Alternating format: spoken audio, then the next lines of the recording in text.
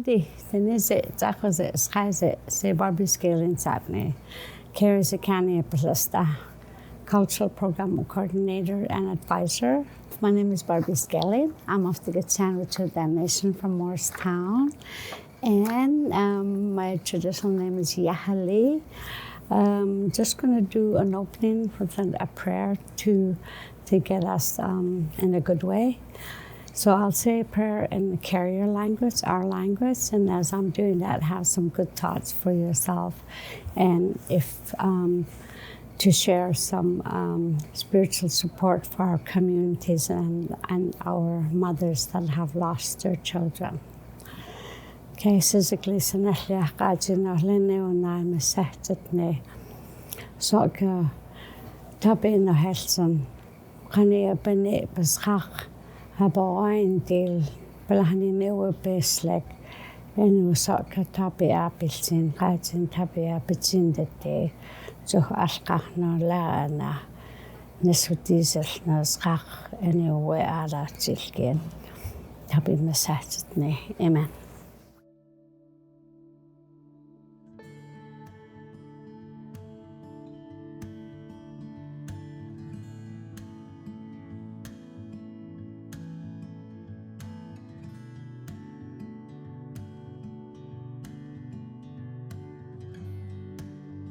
We can turn this research into action by, first of all, doing what we can within our own power. And when things are beyond our own control, is to really advocate and lobby our political leaders of all, chiefs, MPs, MLAs, mayors. We can lobby those with the power and resources to help us. It is the people on the ground who know what the problems are and who can understand what solutions might work and not what might not work. If you're living in Victoria or a big urban place, it's not the same. And so the people who actually live and experience these obstacles and challenges are the best ones to help us find solutions. This type of research connects with the mission, which is connected to communities. And here, through partnership with Sekani Family Services, with the Northern Research Institute, it allows the university to go out in community where the university basically came from. One of the most important things is to take research beyond the four walls of the academy. If it's just kept here at the university, it doesn't make any change. So for an important topic and a needed area of research and a needed area of change, I really want to make sure that research can make a difference, should make a difference, and get us to a place where there is no gender violence against Indigenous women and children. One is far too many, and so having that research become real, I think, is really important for us, and that's the real role of the university. We have to remember that this all started to take place and come into awareness in 2006. We are now 2025. What happened to everything that was happening and why weren't people paying attention?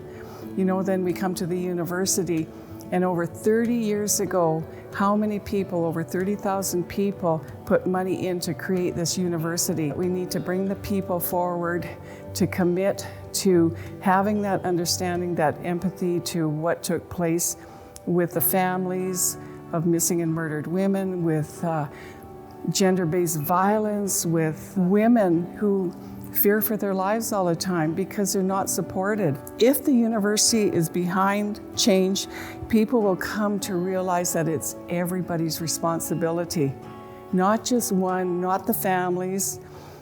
Our system is so slow at changing, and we have to push for that change. And it has to be quick. It cannot be 10 years because people are dying.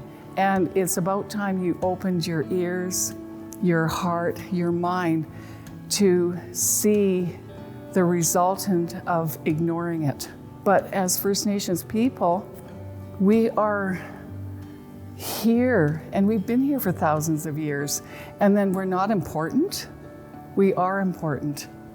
And so with the university, the leadership in the university, we collaborate, and let's make those changes now.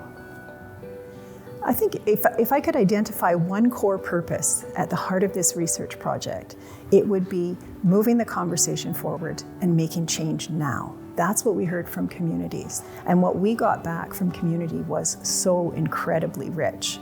I can't imagine doing this project without that community focus. It's the interventions of the people in the communities and the recommendations of the people in communities that really shaped the ultimate report. And I think people who read the report and look at the recommendations will see that really clearly. This project is not meant to supplant any of the recommendations that have been made. They're amazing, they're valid, but what it's trying to do is build on them and make concrete, compartmentalizable or actionable steps that can be taken. That's what we really wanted to highlight with this project. Highlighting, first of all, the things that have been done, and then highlighting concrete steps that can be taken in the future. I think about the question of having the resources to be able to have a good quality life, which is something that we need to fight for everybody, Indigenous and non-Indigenous. But those questions around healthcare, around transportation, around education, and around having the basic amount of income to know that you can meet the needs of yourself, your family. And of course, there are questions in other parts of BC too, but I think rural, remote, and northern communities and Indigenous communities within them face some of the bigger challenges with respect to those questions. I think at the heart of it is hearing the voices of people who have direct experience, as well as learning from all the things that have, all the programs, plans, research that's been done in the past, and then working collectively to have a loud enough voice that these changes happen.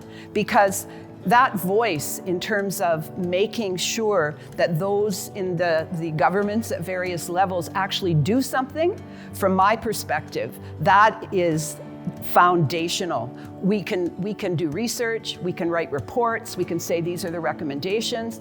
We need the voice of people behind those recommendations to say, no, you can't ignore them. We're here, and until you deal with them, we're going to be a problem for you because we're going to speak out. So to me, that's the heart of the research. People living in communities in the north, we are so much more at risk of going missing or ending up murdered.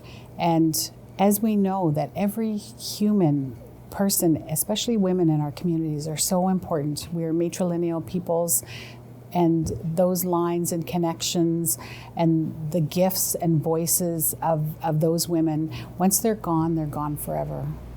And we don't want to lose any more women.